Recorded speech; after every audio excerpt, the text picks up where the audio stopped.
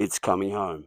England's World Cup venture is a homecoming story, but so is the Odyssey and its admittedly awful looking adaptation coming out this week. Now, I'm undecided on whether I'll go watch it, but despite being an AFL man, I have been dabbling in the World Cup. Now that the Socceroos are out, I'm fully on board with supporting the mother country. But what is the deeper meaning behind England's desire to bring this cup home? Is it perhaps a blood memory of the Holy Grail? And how do these stories at the heart of the English spirit reflect Homer's older legends, which serve as foundation stones for the whole of Europe? There seems to be a growing sense amongst the English people, as well as their progeny across the world, that things have gone awry, that things are not as they were, and that something needs to be restored. This is far from the first time this has occurred. When we look to the Grail stories, the reason why the Grail is sought out is because the land of Britain is a barren wasteland, and it is in such a state because the king himself is barren, having received a wound to the groin. He is wifeless, and it is the Grail itself that serves as the feminine healing that restores the king. The land of Ithaca in the Odyssey, on the other hand, is lacking masculine kingship. It is chaotic and overrun and in desperate need of order.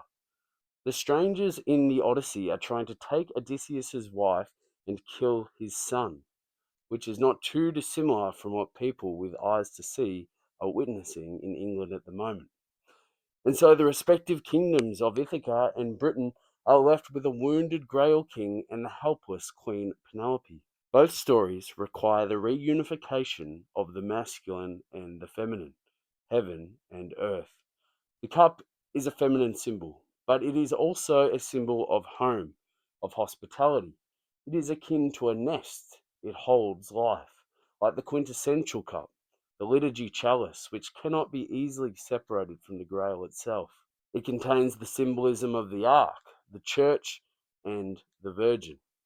For Odysseus, his home is his grail. Ithaca, and more importantly Penelope, are his grail, and he achieves his quest. The climax of the book occurs in his marital bed, which is carved from a tree. It grounds him to his land, but the tree also connects heaven and earth, which is exactly what the sexual union does.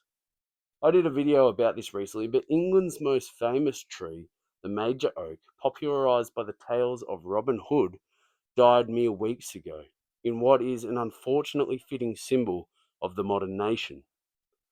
But just as England ought to restore the Grail and its feminine mystical gravitas to the forefront of its collective imagination, so too must it remember its own homecoming stories, its own return of the king. And although it may not be immediately obvious, Robin Hood is just that story. It centers on the righteous outlaw Robin Hood, who steals from the rich and gives to the poor, but only because of the corrupt state of England. See, the true king, King Richard the Lionheart, is off on crusade, fighting for Christendom in the Holy Land, and his weakling brother, Prince John, uses this opportunity to seize power and rule with an iron fist. But what people don't remember is that the story ends with the return of the king, at which point Robin and his merry men are given a pardon and turn away from their outlaw ways. Interestingly, it was this king historically, Richard the Lionheart, who added a third lion to England's standard. As important as the Odyssey is to us with English blood, it is important to remember that historically the British tie themselves not back to the Greeks, but to their rivals, the Trojans. And so, even more important to the modern English is not Odysseus, but the ancestor of their founder, Aeneas. And when Aeneas flees Troy to found his new home, what does he bring with him? He brings the memory of the old world, the sacred statues of Troy's household and ancestral gods. Just as Saint Joseph of Arimathea, when fleeing the Holy Land and establishing a new home for Christians in far off Britain, brings with him the Holy Grail that has touched the blood of the God man. As a culture, we are longing for a return of the king, no doubt, the return of proper order. But for as much as there is talk of society being overly feminized, this is only true insofar as it is a feminine usurpation of the masculine and not true femininity. And so, we also need a proper restoration of the feminine and of the sacred.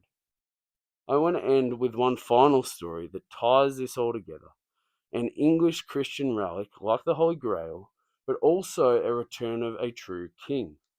Before England's patron was George, it was an actual Englishman, Saint King Edmund the Martyr, who was killed by pagan Viking invaders in 869.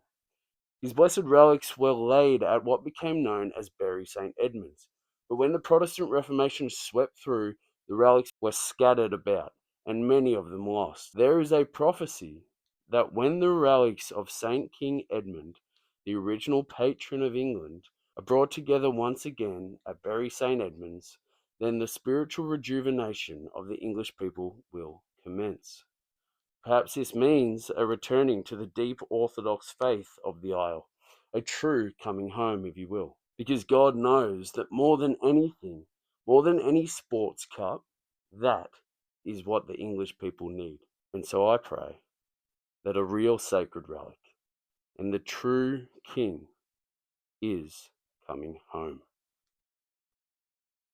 If you like this video, I'd love if you could give me a follow. And if you'd like me to release a video I've been working on breaking down how progressives are prone to wanderlust and traditionalists to homecoming, then let me know. Thanks for your attention. Cheers.